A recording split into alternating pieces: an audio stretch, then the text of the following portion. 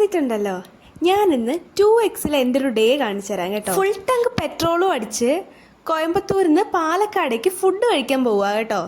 പക്ഷെ നമ്മുടെ എത്തേണ്ട സ്ഥലത്തിന് മുന്നേ തന്നെ വഴിയിൽ നമ്മൾ ഒത്തിരി ഫുഡ് കഴിക്കുന്നുണ്ട്. ആദ്യമേ ഒരു വെജിറ്റേറിയൻ ഹോട്ടലിൽ കയറിയിട്ട് മസാല ദോശയും പൂരിയൊക്കെ കഴിച്ചായിരുന്നു കേട്ടോ. എനിക്കങ്ങനെ ഒത്തിരി യാത്ര ചെയ്യുന്നൊന്നും ഇഷ്ടമല്ല കേട്ടോ.